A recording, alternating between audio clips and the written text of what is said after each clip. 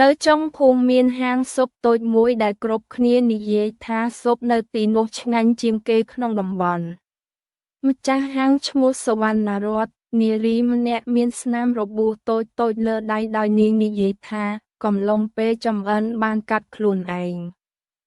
សុវណ្ណារតន៍តែងតែចម្អិនស៊ុបយប់មួយឆ្នាំងដល់ព្រឹក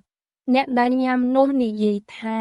ញ៉ាំហើយដូចមានអារម្មណ៍ថាមាននរណាម្នាក់កំពុងស្រែកនៅក្នុងចិត្តអ្នកចាស់ក្នុងភូមិចាប់ផ្ដើមសង្ស័យពួកគេថានៅពេលយប់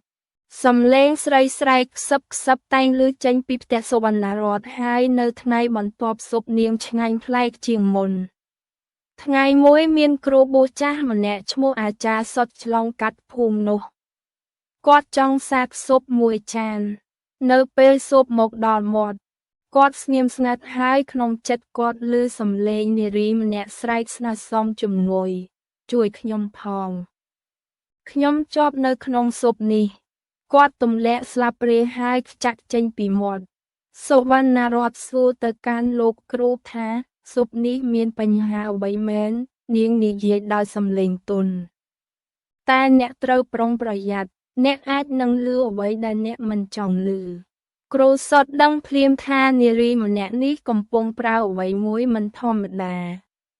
នៅក្រោយហាងមានកណ្ដាលឆ្នាំងស៊ុបធំមួយដែលនៅលើទឹកស៊ុបនោះ